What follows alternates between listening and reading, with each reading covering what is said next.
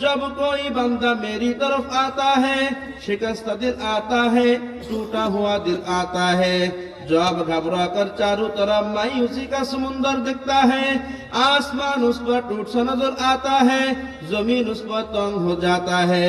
जब सारी दुनिया की दरवाजा उसके लिए बंद होगा, तब भी मेरी दरवाजा उसके लिए खुला।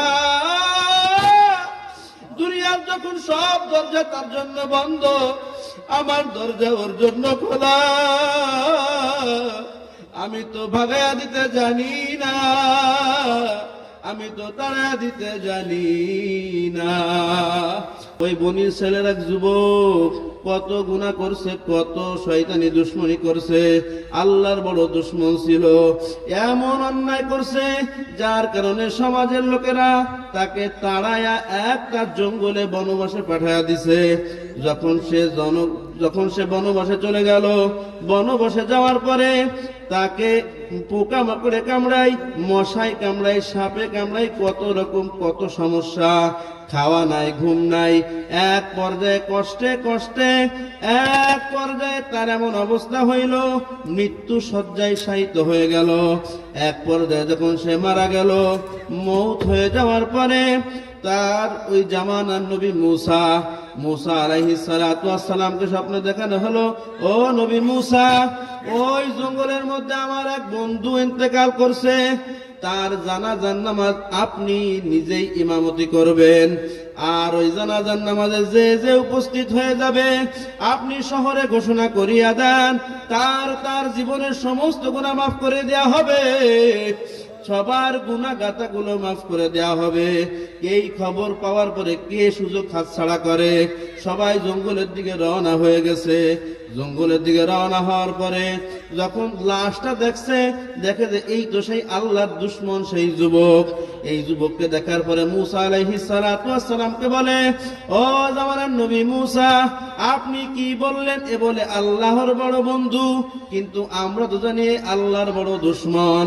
তাকে তো আমরা সমাজ থেকে তাড়াইয়া দিছিলাম তোর অন্যায়ের কারণে।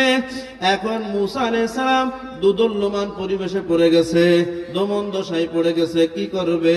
এক পর্যায়ে কোনো দিশে না পাইয়া আল্লাহ পাক রব্বুল আলামিনের সাথে লাইন লাগাইয়া দিয়েছে, মালিক তুমি কি বললা আর এই জনগণ কি বলে? আমি তো পড়ে গেছি বিপদে। আল্লাহ পাক রব্বুল আলামিন ইলহাম করে, ও নবী মুসা, তুমিও যা শুনছো এই জনগণ যা বলছে তাও সত্য, আর আমি যা বলছি তাও সত্য। যখন নাকি ওর পাপের কারণে, ওর গুনার কারণে সমাজের লোকজন তাকে তাড়াইয়া দিল, ও সমাজ থেকে যখন জঙ্গলে চলে আসলো, জঙ্গলে আসার পরে ওর এত নির্যাতন হয়েছে, ওর পরে পোকা মাকড় সাপ বিচ্ছু সবাই তারে কামড়ায়, খাওয়া নাই, ঘুম নাই। এক পর্যায়ে দেখে যে কোনো উপায় নাই। এক পর্যায়ে যখন কোনো সাহায্যকারী না পাইয়া ও ডান দিকে তাকায়, দেখে যে ওর কোনো সাহায্যকারী নাই। ও বাম দিকে তাকায়, দেখে যে ওর কোনো সাহায্যকারী নাই। ও সামনে তাকায়, দেখে কেউ নাই। পিছনে তাকায়, কোনো সাহায্যকারী নাই।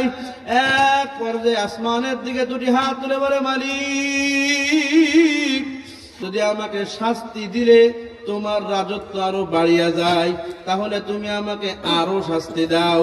কিন্তু যদি আমাকে ক্ষমা করিয়া দিলে তোমার রাজত্ব কমিয়া না যায়, তাহলে মালিক ক্ষমা করিয়া দাও। ভুল করে ফেলছি, অন্যায় করে ফেলছি, আর ভুল করব না, মালিক মাফ করিয়া দাও।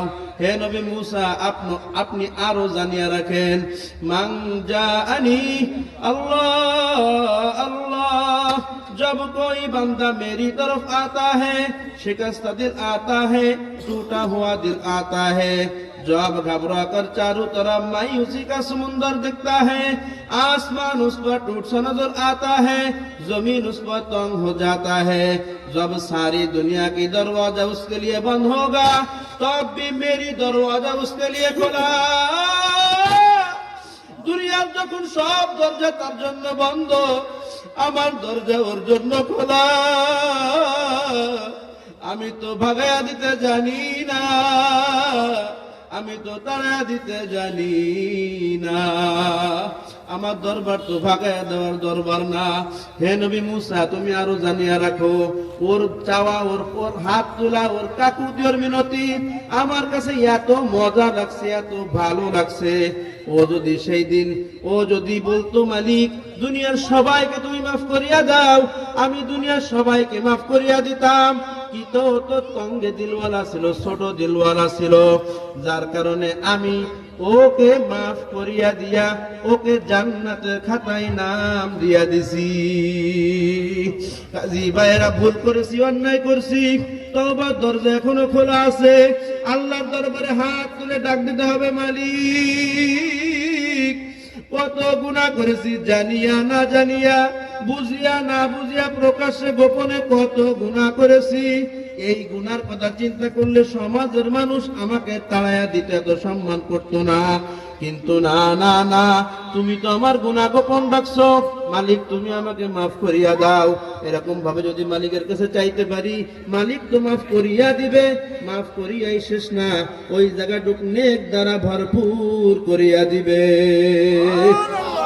কাজী ভাইরা, যে আলোচনা করলাম, আল্লাহ পাক রব্বুল আলামিন সর্বপ্রথম আমাকে এবং আপনাদের সবাইকে আমলে আনার তৌফিক দান করুন, সকলে বলি আমিন। হযরত